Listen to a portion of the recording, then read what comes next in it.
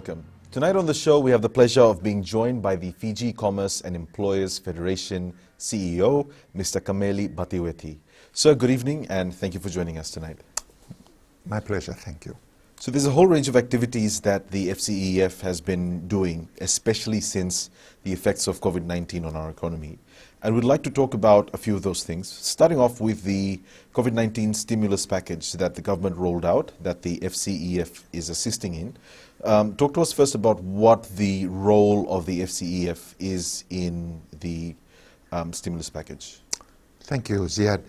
We are part of the four bodies that is assisting the government in the concessional loan space. And so Fiji Commerce Employees Federation, we receive all applications that are handed to us. And so they are from the micro, the small, and the medium enterprise. Their employment base is quite significant in our economy. And so it is just right that government has seen that this is the body that they needed to support, and therefore providing this loan scheme, concessional loan that we may call it.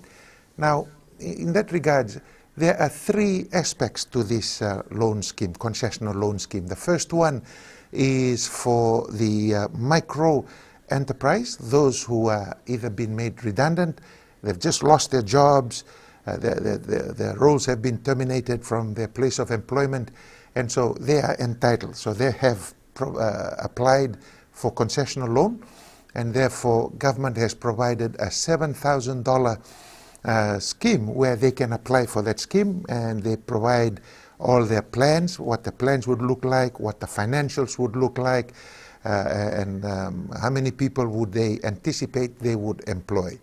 And so as an example, Kameli might have a boat in the village that he takes out to go and fish in the reef.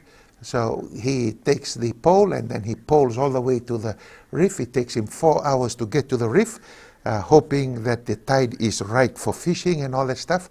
With this concessional loan, $7,000 can buy him an outboard engine, some fishing lines, some nets, spear guns if he's going to go fishing. And so for $7,000, the interest rate provided by government is 0.5% interest rate, which equates to $35 per annum. Okay, and so every year, all that they pay, Kameli pays back the loan at $35 plus the principal. And therefore, nowhere again, anywhere else can we hear of such a loan scheme as such. And so there is the second one for the small enterprise, and so the small have a turnover of $50,000 to $300,000. And so for those people, the assumption is they have hit a brick wall after the pandemic, and they just need some funds to be able to restart, press the restart button again, get them going again. And so same as the micro, they provide all the requirements, the business plan, the financials, and how many people are they. So there are a list of things that and it's very simple. It's unlike any other lending portfolio where you have a lot of stringent things, and it's a risky business. Government has waived a lot of those things to make it very simple for the micro and the small and the medium to be able to access these funds, press the reset button, and get themselves back working again in the economy. Those who have a turnover of $300,000 to $1.25 million, they can apply for a $21,000 loan, concessional loan. And so for the small, the interest rate is 1%. And so 1% on a $14,000 loan is $140 per annum. And so for the medium, it is $21,000 that they are entitled to apply for a loan.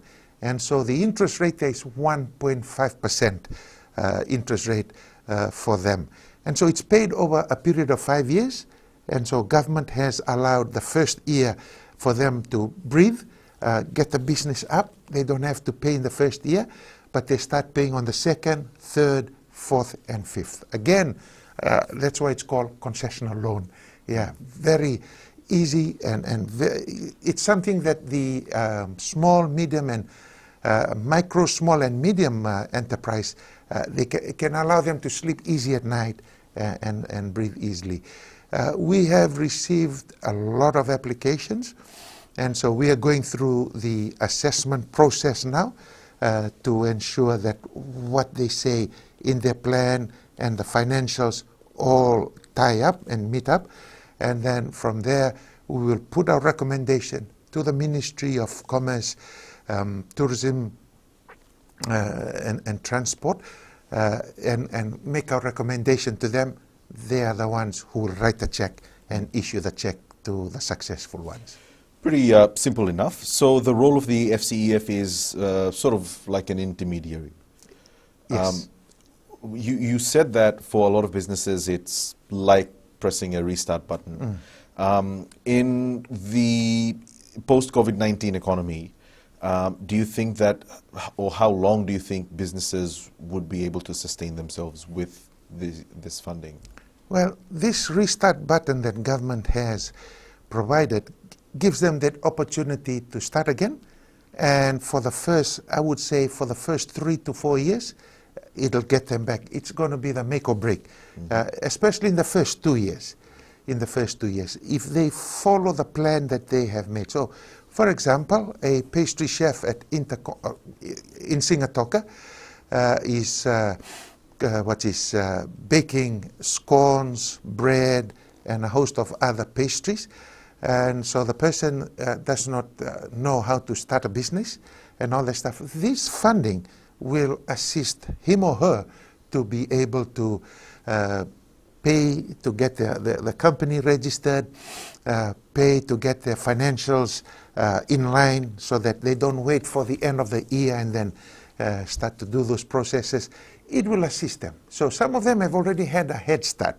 They have started, they just need this money just to give them that level of comfort to push them along and make a lot more, provides a lot more opportunity for them to do a lot more business in the long run. So we are positive, like government is. We are positive also that this concessional loan will be a successful restart for a lot of micro, small, and medium enterprises. In terms of the stage of the rollout, you're saying that you've received applications and you're assessing those applications. Yes. So that's where it's at right now. Yes. And so the first lot of applications have been assessed. So we put them in a stage of hundreds. And so the first 100 we've just assessed now. And then we pass the first set either on Monday, tomorrow, or Tuesday, the day after, to the ministry for them to now make the decision and write the check for those who are successful. We have approximately 500 more to go through, and the other partners also have the same or more, and we all do the same. We feed it all back into the ministry to make the decision. Stay with us. We'll be back after a short break.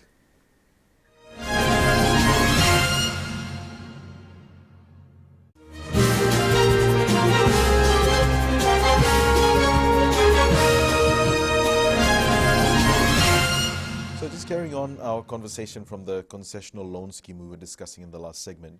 So you mentioned that it targets micro, small and medium enterprises. Yeah. But in terms of numbers of employees or the employers, what percentage of Fiji's population are you looking at targeting?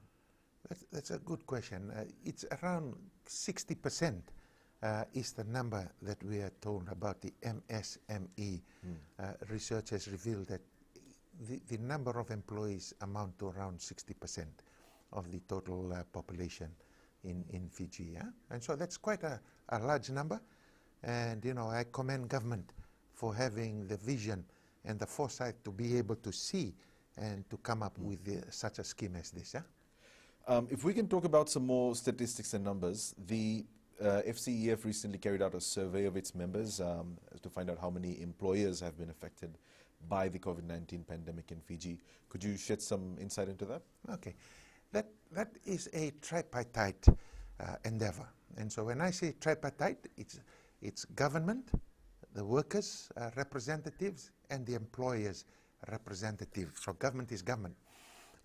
Through the Ministry of Employment, Productivity and Industrial Relations, the workers' representatives are the Fiji Trades Union Congress, and the employers were us, Fiji Commerce Employers Federation.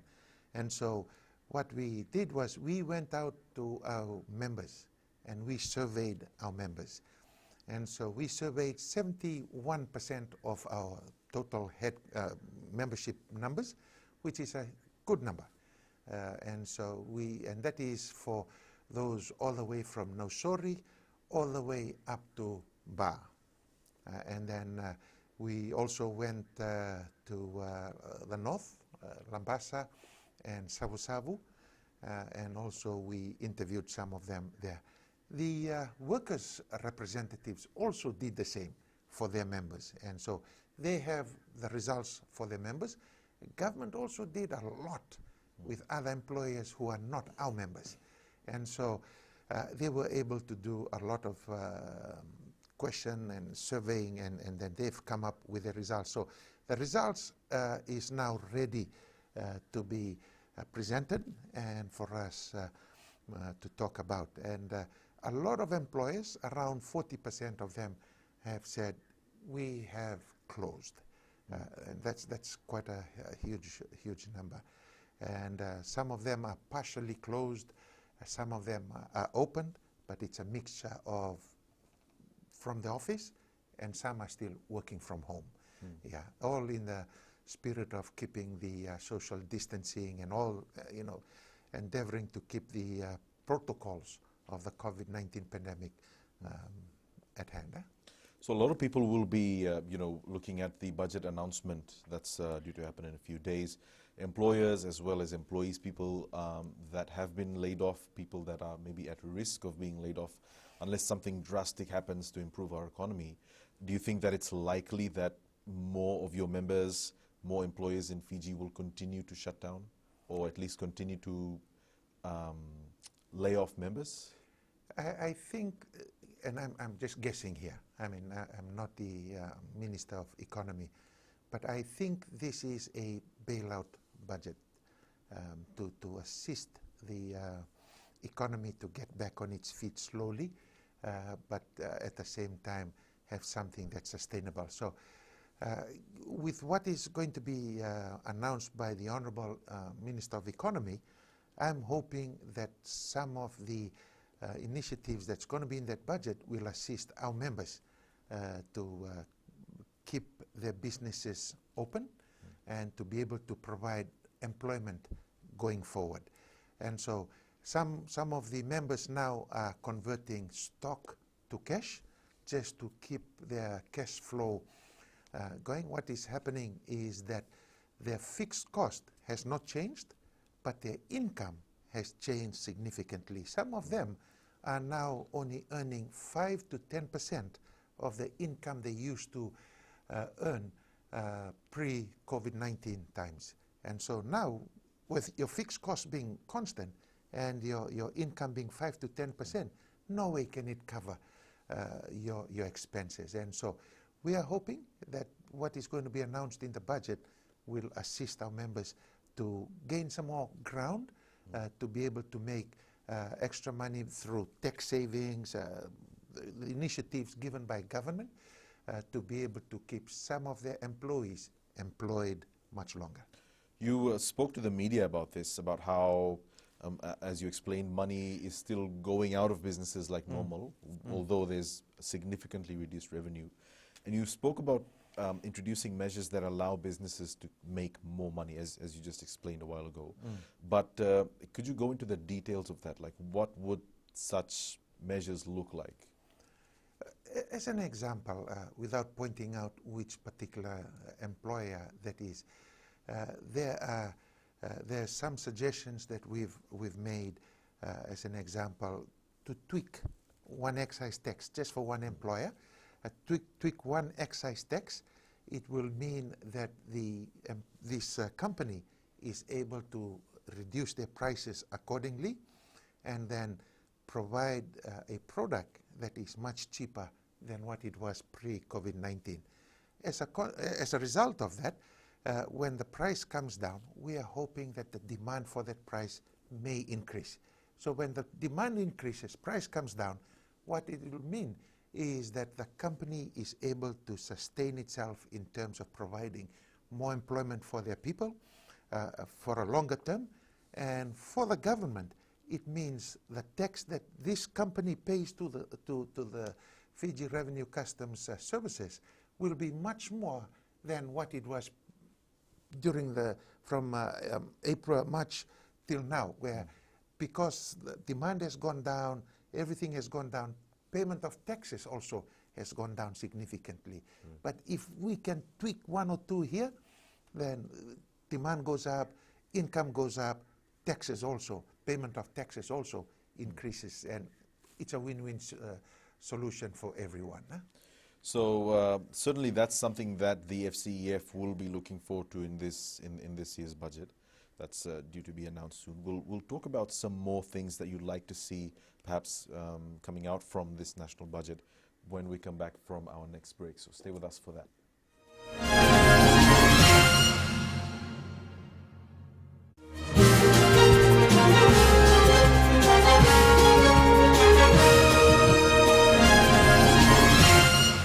So let's carry on our discussion on the 2021-2020 national budget announcement that's due to happen in a few days' time. Given your information that you just provided on the number of businesses that are struggling or have either closed, what else would you like to see come out from this budget announcement? Especially something perhaps like the concessional loan scheme, something that targets micro, small and medium enterprises. Yes, that would be another great initiative by government. If government can, because the first one now is closed. It closed on the 30th of June. And like I said earlier, commend government, great initiative. If the Honourable Minister for Economy would consider, let me not put pressure on the Honourable Minister, government of Fiji, if they would extend that also for another month, maybe 2 months, with some more budget, that will assist a lot of people. You know, the people who have been laid off, redundant and all that stuff, these are skillful people. These are people who have a lot of experience in the business. And therefore, the new normal for them is running their own business, which is great initiative. While the big companies are trying to adjust themselves to get back again to normalcy, at least the micro, small and medium are back on their feet and keeping the economy rolling as we go along. Huh? And so it would be a great initiative if government rolled out another round of concessional loans just to help the people who have been laid off, the small businesses that missed out on the first concessional loan, would be a great initiative for the people of Fiji. And speaking from, I guess, an employer's representative, what else would you like to perhaps see from the outcome of this budget? Good question. Thank you. Before I talk about the outcome from the budget, for all these micro, small, medium enterprises, I would like to just let them all know that at Fiji Commerce Employees Federation, we have partners. We have business partners. So the first one is Business Link Pacific. That is a New Zealand government-sponsored initiative that's through Fiji Commerce Employees Federation. Then we have the Fiji Enterprise Engine. It's an Australian government initiative. Then we have the Women's Entrepreneurs Business Council and Youth Entrepreneurs Business Council. The WEBC, which is short for Women Entrepreneurs, they have a couple of business partners. So just yesterday, the French government, their Bastille Day, they had an open day for the women at Thurston Park. Great initiative. A lot of women turned out. I would imagine over 50 women were out there having a stall each and selling their wares. The offtake, I was told, was great. A lot of women said, we enjoyed selling yesterday because the offtake was great. Well, the offtake was great when you have the Honorable Prime Minister in attendance, you had the American ambassador in attendance, I saw the Australian High Commissioner, I saw the New Zealand High Commissioner and a couple of other head of mission that were there. Great support that they provided these women. So all these partners, they provide support. As an example, Fiji Entrepreneurs Engine provides support in terms of coaching, in terms of other services that they provide, mentoring and all that stuff for businesses that need coaching in sales and marketing, coaching in finance services, all different areas of a business that you have to pay big money to access their services. With FEE or fee, we call them fee, Fiji Entrepreneurs Engine, it is sponsored by ILO, Government of Fiji and the Australian government. Business Link Pacific, they provide advisory services at subsidized cost. So their subsidy is about 50%. For women entrepreneurs, they increase it to 75%. And so it's up to 5,000 New Zealand dollars per subsidy they give per company.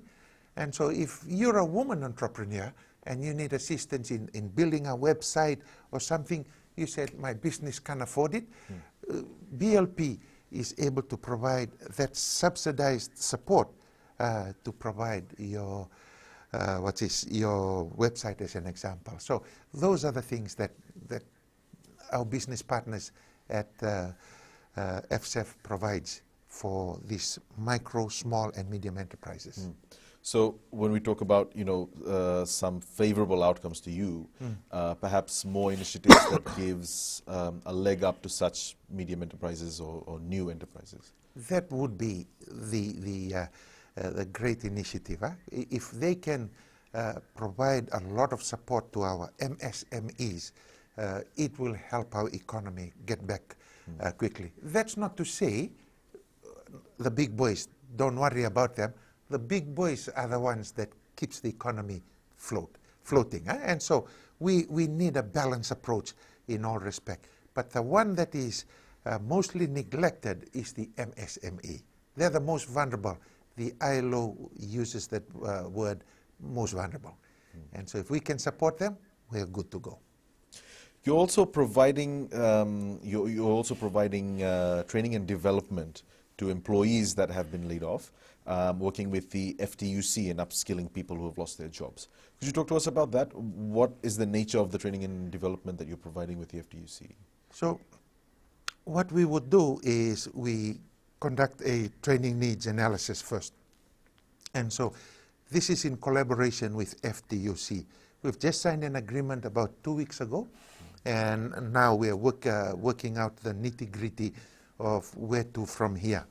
And so without trying to preempt the good work that the ILO had done in bringing these two bodies together to come and collaborate, I would suggest it is along. So let's say one of the members of the FTUC needs assistance in sales and marketing or something.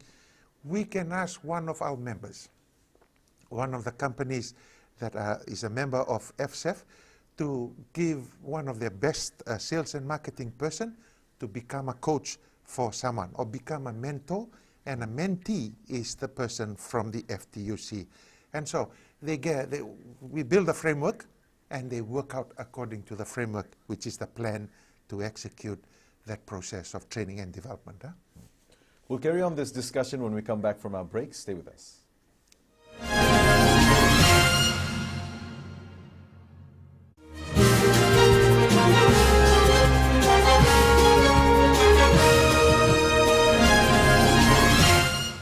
So we were talking about the training and development that you're doing with a few of your partners and the FTUC.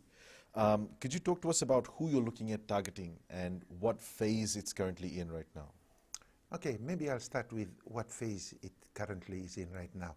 The phase that we are in right now is just knuckling out the details, just to make sure that what we signed and what we are going to do is the same, huh? And so that we don't do something that's different from what we agreed to and signed off on. And so for us, it is a simple process that we do a training needs analysis. They tell us what area of training that they need.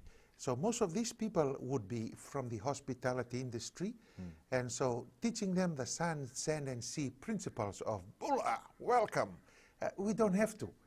These are the experts in the area. It's now converting that Bula and welcome to now becoming a sales and marketing entrepreneur, to someone who's able to have their business plans laid out, do the financials and all that stuff. So it might involve sales and marketing, it might involve finance, and a lot of finance it will involve. If it involves human resources, whatever field that they need assistance in, we will find one of our members with a financial controller, a human resources manager, a sales and marketing manager to come on board and be the mentor and be a mentee. So we do a framework, and in the framework it will say what the process will be that they will follow to ensure that when the mentee completes the program, and it does not mean the mentee stops the business to come on the program. No, it is something that runs simultaneously. And so what happens is after the first meeting, maybe have a second meeting just close by, just to ensure that what was told by the mentor has transferred.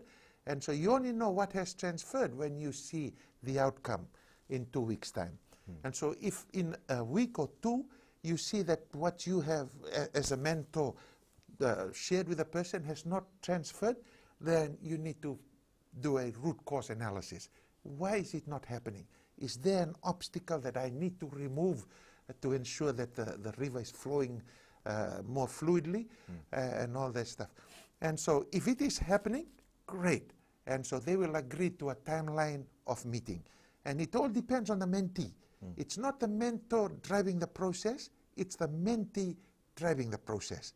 And so the mentee will say, initially for the first 6 months, I would ask that we meet every 2 weeks, and I would prefer on a Tuesday at 11 to 12 on that. And so they set aside in their calendars, they send out invites, and they agree where to meet. It's always best that the mentor comes to the mentee's working place and have a cup of coffee in their working place and speak about what are the wins, what are the opportunities, what have you learned, what are the obstacles that are still there that the mentor is able to now work with you to get rid of those obstacles. Sometimes if the mentor removes the obstacle, the mentee will not learn. It's almost like, do I give the person a fish or do I give the person a fishing line? You give a person a fish, they eat it one meal. You give them a fishing line, they eat for the rest of their lives. So it's that process. You must always give them a fishing line to ensure that they are able to sustain themselves going forward. And so we will know more in detail once the knuckling process is over. So you're still designing the framework for how that Yes. program will be in rolled out. collaboration with FTUC under the supervision of the ILO. Are you looking at the associated cost with rolling out that initiative? I mean, most of the people that you're targeting are going to be people who are unemployed or maybe have no alternative source of income. So do they need to be members of the FCEF or do they need to be associated in some way? Well, we don't need them to be a member. I probably should make that point now. And so they should not feel obligated to become a member of, once you hear the word membership, straight away, $600 and all that stuff. No, we don't expect them to become a member. That is our corporate social responsibility that the private sector is providing to the MSMEs. That's, if I may make that point very clear. However, if they want to become a member, they can join either Women Entrepreneurs or Youth Entrepreneurs Council. Okay, and so either one of them, just you pay $50 application fee and then $50 plus VAT for your subscription for the year. And so after $104, I think so. And so the following year, you don't have to pay that $50. You just pay the $150 plus VAT the following year. However, the benefits that I spoke about earlier, which is mentoring by Fiji companies or by BLP or by FEE or even by those partners by WebC. I mentioned only one partner, that was the French embassy, but there's also USAID who also supports them. And there's also the Women's Fund that also supports our WebC. So there are a couple of partners that supports WebC. Excellent initiative, because the women are the most vulnerable.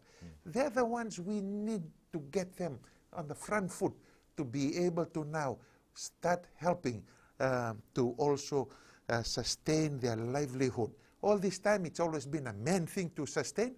No, these women are just as important, if not more important, just as clever, if not more clever. And so statistics has revealed that women in boards, women in senior management and all, they bring a higher profit and all that. So we in Fiji need to change the way we look at our women. We need to love our women more and bring them to the fore. So that's some of the ways we were talking about how it's due to benefit, people who join the membership. But the training itself requires no membership subscription, no associated cost. Nothing. Great. Yeah. We'll be back with our final segment after a break.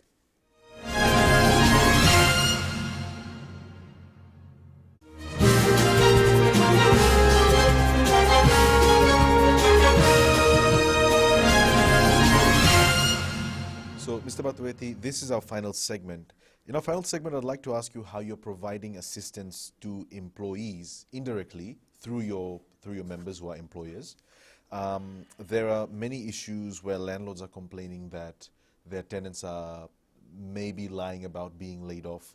There are issues where tenants are complaining that their employers haven't been willing to provide, some sort of evidence or maybe letters or any sort of assistance after they've been laid off. So talk to us about how you're working with your members. Thank you.